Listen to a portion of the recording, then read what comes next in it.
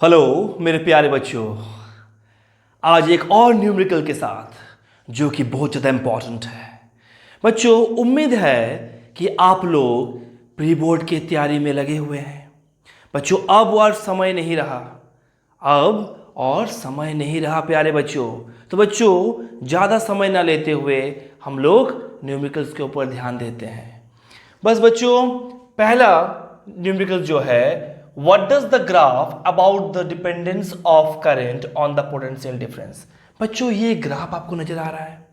तो बच्चों, क्या इस ग्राफ में आपको एक लाइन दिख रहा है?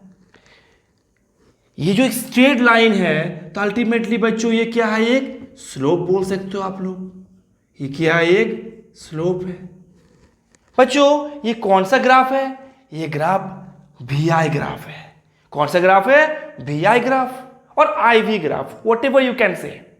अब बच्चों, यहां वोल्टेज V मीन्स वोल्टेज और यहां I करंट जो एम्पियर में दिया हुआ है। तो बच्चों, इसमें दिख रहा है क्या कि ये स्लोप जो है वो इंक्रीज करते हुए जा रहा है, इंक्रीज करते हुए जा रहा है। और ये स्लोप जो है it self represent the resistance. बच्चों, बोल सकते हैं क्या ये क्या है? रेसिस्टेंस है प्यारे बच्चों। क्यों? क्योंकि बच्चों जैसे वोल्टेज बढ़ रहा है करंट भी बढ़ रहा है, जैसे वोल्टेज बढ़ रहा है करंट भी बढ़ रहा है। यानी यहां स्लोप जो रेसिस्टेंस है वो इंक्रीज करेगा। तो बच्चों, ये क्वेश्चन क्या था? What does the graph about the dependence of current on the potential difference. Dependence of current on the potential difference, यानी ये स्लोप इंक्रीज हो रहा है as the voltage and current increases. तो ultimately we can say that if the slope is increases, तो ultimately you know what, the resistance will be increases. कैसे? देखो बच्चों, यहां अगर मैं ज्वाइन कर दूं तो बच्चों देख क्या मिल गया। जब वोल्टेज 1 था तो करंट कितना है? 0.1 एम्पियर। जब यहां पर वोल्टेज हो गया 2 तो करंट कितना हो गया? यहां पर करंट हो गया 0.2। अब जब वोल्टेज आपका क्या है? 3 पे है तो करंट कितना हो गया? 0.3। तो अल्टीमेटली जैसे वोल्टेज बढ़ते जा रहा है करंट भी बढ़ रहा है। तो बच्चों लास्ट में क्या है? ये 4 है तो ये 0.4 में मिल रहा है।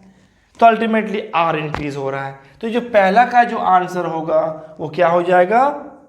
एक का जो आंसर होगा वो हो जाएगा slope means resistance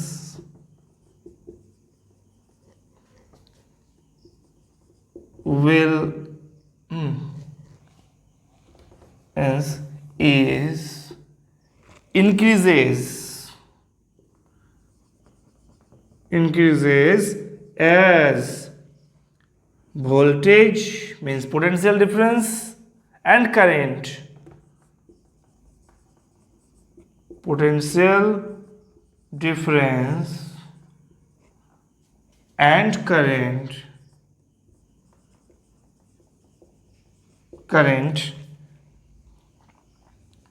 is increased as increased। अब प्यारे बच्चों, सेकंड में बोला गया है क्या कि find the current that flows through the resistor. इस रेसिस्टर में मीन्स इस रेसिस्टेंस में जो करंट फ्लो हो रहा है वो कितना है? तो सबसे पहले प्यारे बच्चों आपको रेसिस्टेंस निकालना होगा। तो बच्चों, हम इस स्लोप में किसी भी एक पॉइंट से हम लोग रेसिस्टेंस निकाल सकते हैं, क्योंकि प्यारे बच्चों resistance for a particular conductor, अगर ये कोई कंडक्टर होगा तो resistance in a particular conductor at a particular temperature is constant. Resistance किसी एक पर्टिकुलर कंडक्टर के लिए एट अ पर्टिकुलर टेम्परेचर पे क्या होता है? कांस्टेंट होता है प्यारे बच्चों। तो यहां से बच्चों R का वैल्यू कितना हो जाएगा? कोई भी एक पॉइंट ले लेते हैं। अच्छा, ये पॉइंट लेते हैं, फर्स्ट पॉइंट। यहाँ V कितना है? 1। R कितना है? 0.1 according to Ohm's law. First of all write according to Ohm's law. According to Ohm's law, Ohm's law, V equals to I R प्यारे बच्चों। तो R इक्वल्स टू कितना हो जाएगा प्यारे बच्चों? R हो जाएगा V upon I, V upon I. क्या हो जाएगा? R equals to V upon I. अब यहां V कितना है? 1 है, तो यहां पुट कर दिए 1। I कितना है? 0.1, तो हो गया 0.1। तो बच्चों पॉइंट को हटाएंगे तो यहां आ गया 10, तो ultimately R equals to 10, R equals to 10 ohm. तो बच्चों इस ग्राफ से क्या मिल गया? इस ग्राफ से मुझे R का वैल्यू निकल गया। अब इस R के यूज से, क्योंकि यहां बोला गया था find the current that flows through the resistor when potential difference across it is 2.5 volt. यानी इस R से मुझे क्या निकालना है? करंट निकालना है। कब? जब पोटेंशियल डिफरेंस कितना दिया है? 0.5 वोल्ट। यानी क्या दिया हुआ है? यहां लिख सकते हैं कि V equals to given what? V equals to given 2.5 volt. तो again according to Ohm's law,